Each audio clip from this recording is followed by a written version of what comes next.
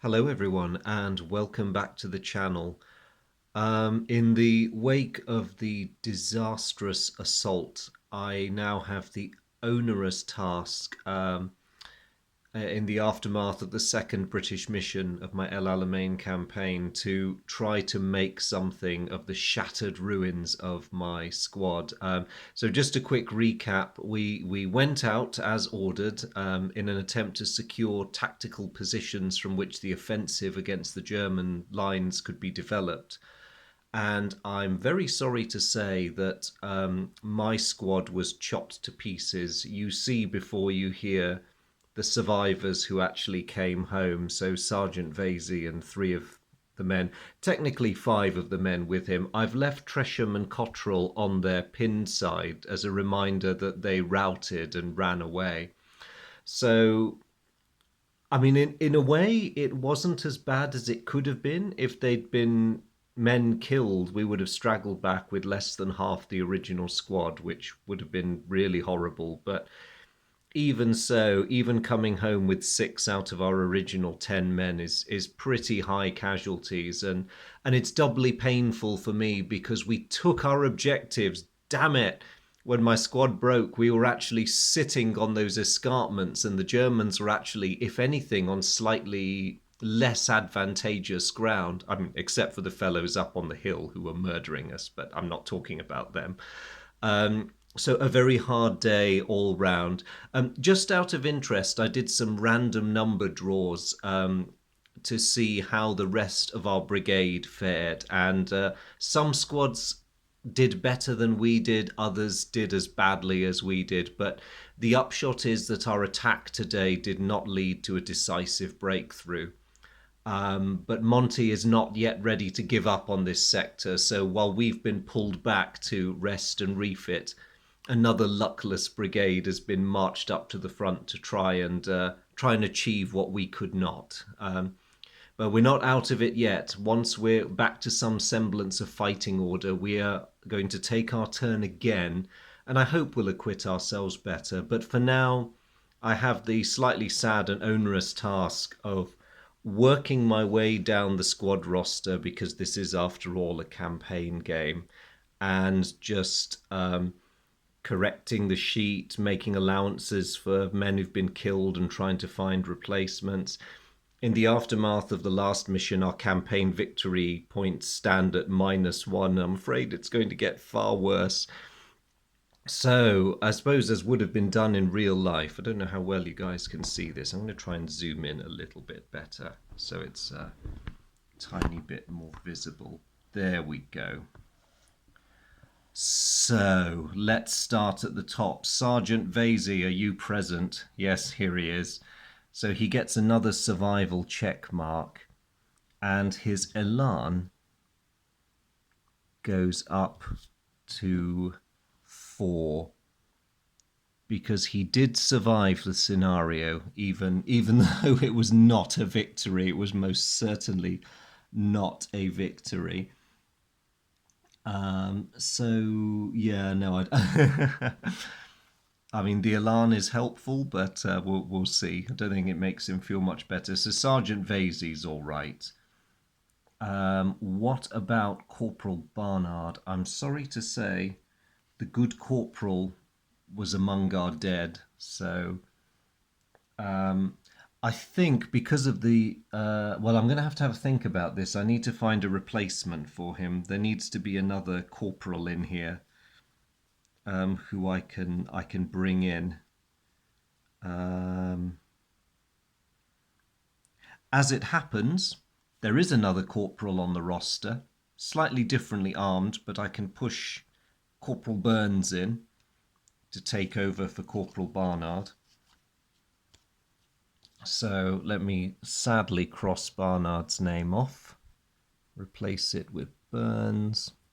Should have done this whole lot in pencil, really, but I was rather confidently hoping we wouldn't have that many fatalities. So his morale is 3 and his panic is 4. So we're going to have to change that.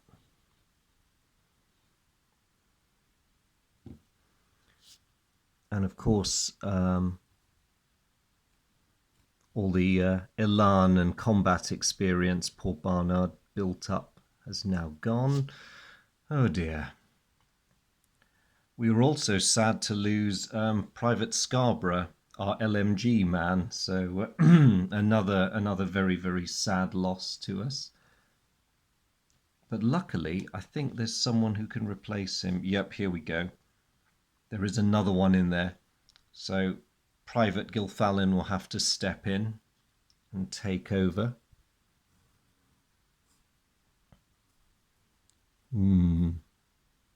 Not too many of the old squad left.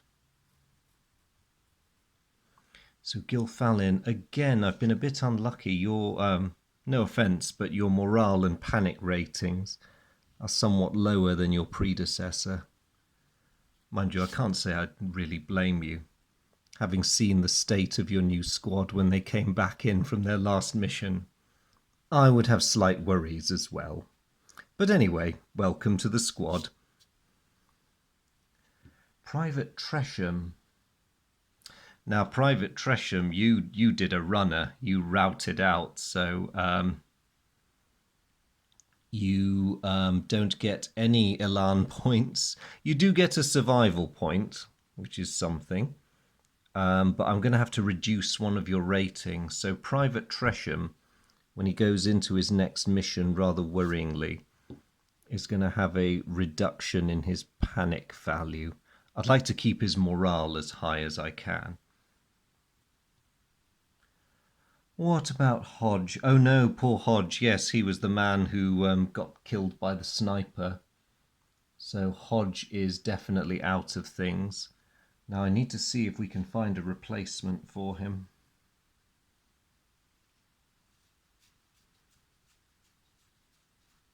Well, that's easily done because there is only one rifleman left in the pool, and that is Private McNamara here, who, with a morale of 2 and a panic of 3, is not, again, no offence, not the most inspiring specimen I've ever met. I was one get the feeling that the brigade is giving us its cast-offs. I mean, okay, we might not be the finest squad out there, but that's no reason to dump these people on us. Again, it's another sad loss because Hodge had amazing morale and panic values, and McNamara's a slightly different animal there. So much weaker, and of course we clear his elan and survival. Private Willis, are you here? No, Private Willis was another casualty.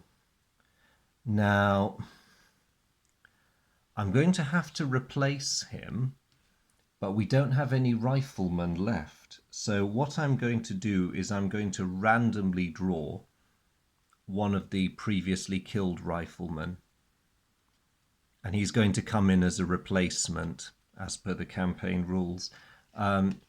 So we have got Private Bell, which means, rather weirdly enough, because we did have a Private Bell before, weird. But I'm afraid our Private Bell comes in hobbled now because being a replacement, he's not quite up to scratch. So his KIA value is reduced to 7.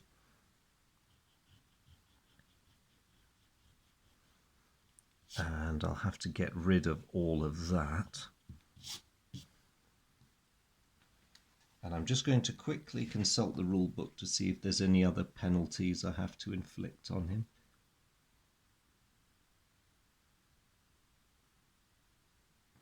Yeah, his it's just his KIA value that's removed. So his morale is 2 and his panic is 3. I've got an incredibly brittle squad now. Right, who else? Private Cleary, you actually did quite well. You were in on the action right to the end and you didn't break. So you get a survival bonus and you also get an elan bonus.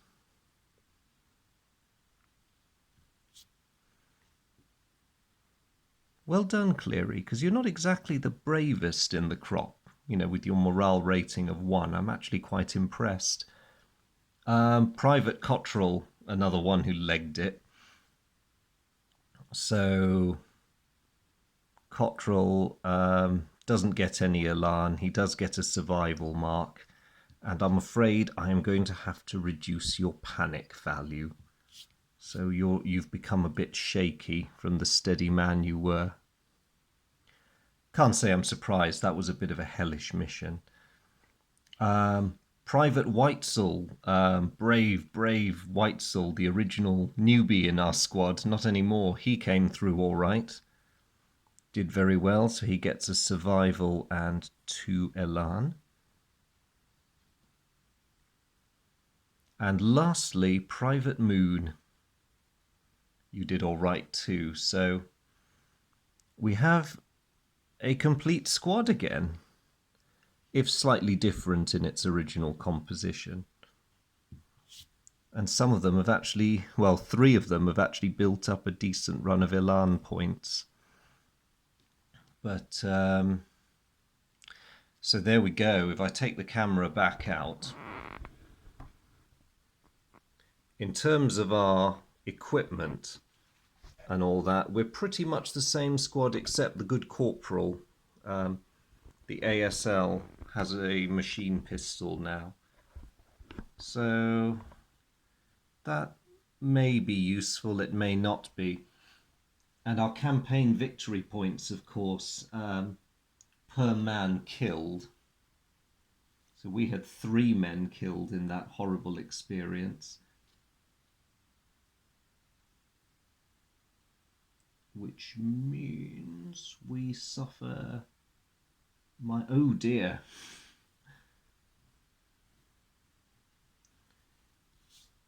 So our campaign victory points now stand at -4. That's not brilliant at all, fellows. So essentially what's left, and the upshot of all this, is that we really do have to do well in the next mission. Now, as a reminder, because I realised it was quite a while since I'd discussed the 3 missions in detail, we are going to assume that the unit that replaced our brigade has been a bit more successful in pushing the Germans off their outer defensive positions. The overall picture, despite our heavy casualties, is a positive one. The Afrika Korps has simply been ground down in an attritional battle, which makes sense because historically losses at El Alamein were not unequal, but the British had a slightly greater capacity to take them than the Germans did. So Rommel has somewhat reluctantly ordered his units to retreat, but they are going to leave behind rear guards in order to blunt any attempt to pursue them. And our job in the next mission is going to be to take out one of those rearguard positions in our sector.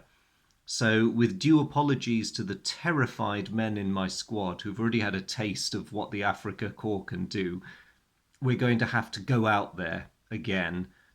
Only this time we're back to a night mission. So the idea is rather similar to our patrol mission, but a bit tougher this time. The Germans have left a heavily defended strongpoint, which is going to be represented by the pillbox card. Now, our job is going to be to destroy the pillbox. Breaking the German squad is not a necessary prerequisite for victory in the next mission, but we must either destroy the pillbox or wipe out all the defenders inside it. Other units which are ready to follow up on any success we may achieve will take care of the rest. So in a sense, our job is very easy. In another sense, our job is going to be very difficult.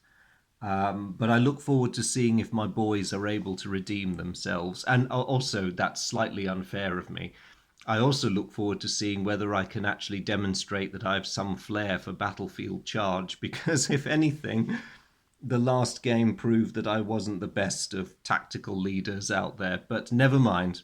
I look forward to a successful, I hope, mission, and hopefully rebuilding my poor lad's confidence, because even if we secure a great victory here at El Alamein, I suspect it's only the beginning of a lot of hard fighting ahead.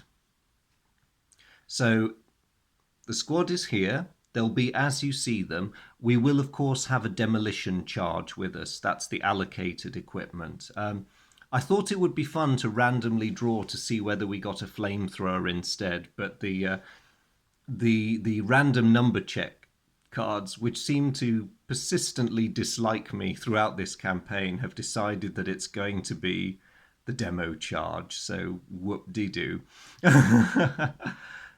So we'll see how we do. But I look forward to picking that up with you all in the next video. You'll be glad to note, those of you who watched the previous video, we're not having any power cuts this time or any insane four-legged creatures running across the briefing room. Hopefully both of those elements will keep away when we actually get to the fighting, but I'll leave this for now. As always, as is my custom, a huge thank you to all of you who are watching this. To my ever-present stalwart veterans, hope you guys are all well, and thank you for tuning in and following this series with me. Hello to any newcomers who've only just joined me, like some of my rather hapless new squad members. You are more than welcome. Thank you for tuning in.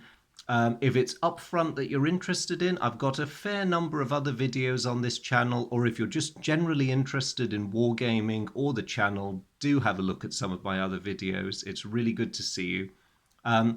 Thank you all for your participation. As always, I'm very conscious of your company, even though you're not actually here with me.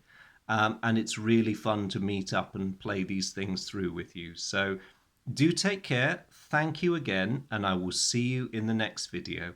Bye.